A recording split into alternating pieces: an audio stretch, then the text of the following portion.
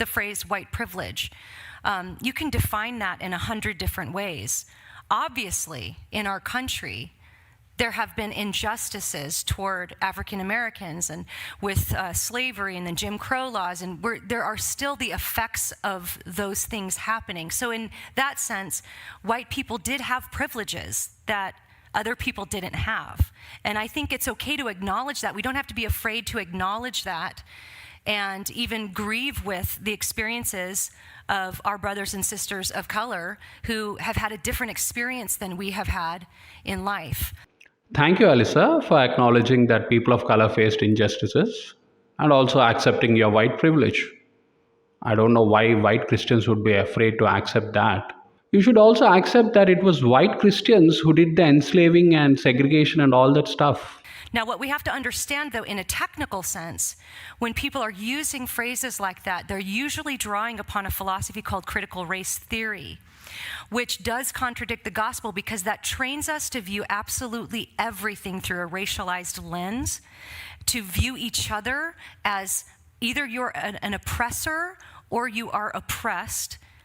And this contradicts the gospel because according to the gospel, we are already reconciled to each other as sisters in Christ, as brothers and sisters in Christ. And according to the gospel, we are already reconciled in Christ. Alisa, the gospel has been around for 2000 years and people have already read it. Did white Christians forget about your reconciliation and equality gospel when they enslaved black people? Or did they forget when they wanted segregation as law of the land? Or did they forget it during redlining or mass incarcerations? I understand your message is not for black Christians. This is for white Christians, so that they'll not feel bad about their country's racist past and not feel guilty because we are already reconciled in Christ. But reconciliation is not possible without restoration of what was lost in the last 400 years.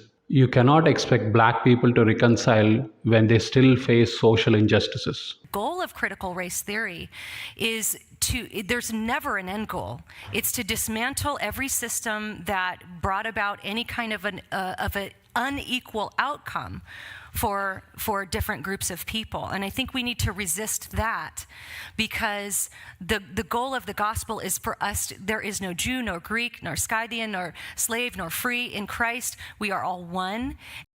CRT wants to dismantle systems that give unequal outcomes to people, and Christians need to resist that because gospel says it's not true. Why would God favor systems that give unequal outcomes to his children? Is that what reconciliation means in your dictionary? African Americans already face different outcomes. They have higher poverty rate, lesser household wealth, impoverished schools, lesser access to higher education, higher unemployment rate than whites, and higher incarceration. Yes, Paul said we are all equal in Christ, but reality is totally different from what is written in the Bible. After 400 years of inequality and injustice, you cannot reconcile an entire race by saying Bible says we are equal, so we are good. Even today, there are instances where white people call police on their black neighbors because they don't think they belong in that neighborhood. When you say we are all equal, that does not reflect in the present society. Philosophy of critical race theories, it's never satisfied. There's never enough even a white person can do to ever bring any sort of reconciliation because the reconciliation isn't the goal. You think if we believe CRT, whatever white people do is never enough to bring about reconciliation? Let's keep CRT aside. What did white Christians do to bring reconciliation? Do you think you did a lot for black people when they received their civil rights? When the Black Lives Matter movement was born against police brutality on African Americans, what did you guys do? You yelled, "All lives matter, blue lives matter." When black Christians were advocating to take down Confederate statues because they glorified slavery, you opposed that, saying that it is your history and it cannot be erased. Even you, Alisa, after George Floyd's murder, I watched a video in which you brought in a guest who said there is no widespread police brutality on African Americans.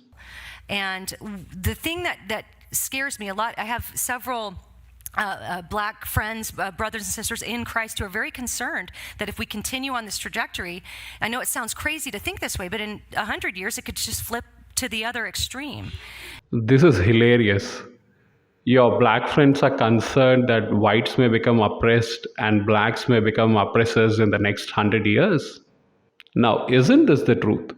You're worried that whites may face the same social injustice that blacks are experiencing right now.